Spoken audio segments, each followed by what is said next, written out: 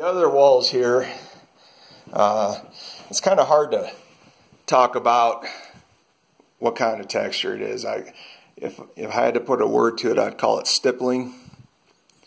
I'm sure there's a proper word for it, but and the way to do it is kind of like a push-pull method. We're going to use the same brush that we used for our other texture. And by the way, I hate textured walls. I hate them. They get dirty so easy because they collect dust.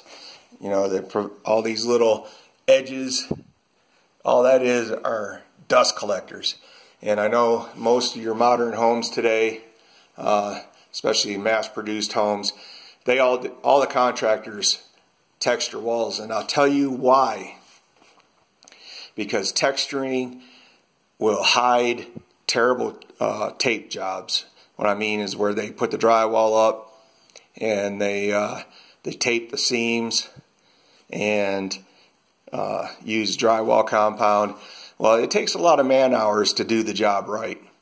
So what they do is they just do a quick tape, maybe one more pass with a 10-inch knife, give it, you know, a real quick sanding, nothing that would look good, and then they cover it with this texture. Ceilings are particularly that way because it's hard to do ceilings. It's hard to sand them, it's hard to make them look good, to hide the seams where you don't see where they taped it. So ceilings definitely usually get the texturing, but then they'll texture the walls. And what kills me is they'll texture bathroom walls. Very bad idea. Kitchen walls, again, terrible idea, because well, one thing, your bathroom, your humidity, it provides a place for water to collect.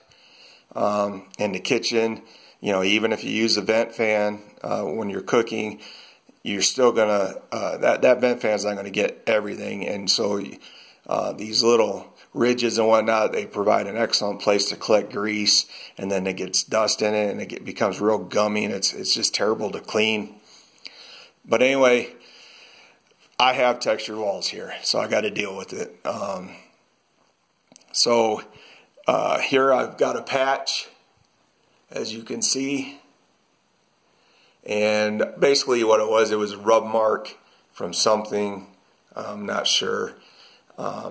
So I patched it, and this is the actual patch right here, but in the process of patching it, the spaces in this texture get filled in too. So when you paint that, you're going to see it. So what I'm going to do is I'm going to match the texture up, and again, like I said, I'm using my masonry brush. I don't know if that'll focus.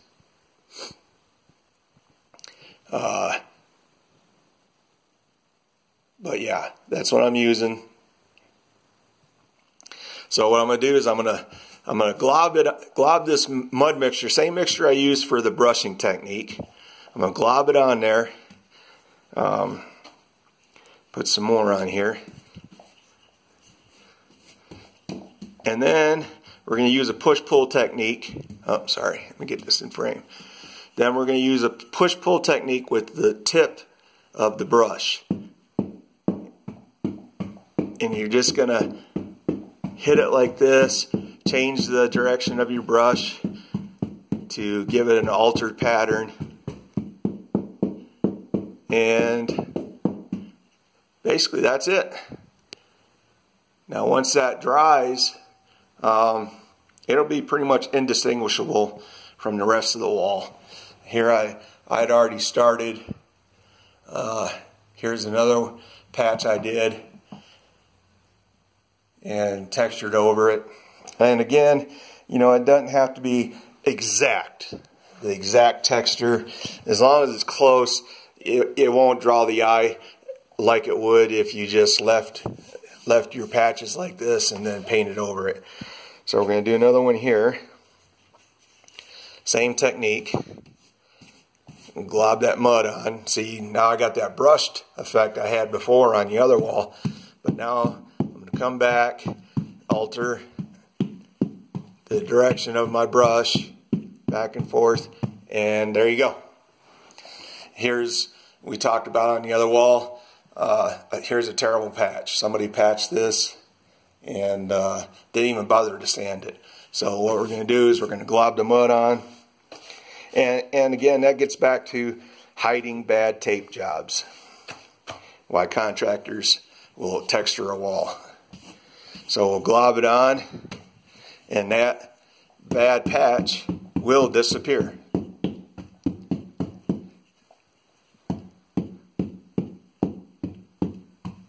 Sorry, I'm trying to keep this in frame. There. Gone. Bada bing, bada boom. Easy peasy, lemon squeezy. And I think that's pretty much it. Those are my patches. Like I said, once it dries, you won't even really be able to tell in the grand scheme of things. So anyway, that's your stippling effect to match the texture on a patched wall. Alright, I guess that's it. I got a bunch of little nail holes I see I got to fix. I'll just use my finger and the rest of that mud and just go over it real light. But other than that, that's it for this video. Thanks for watching.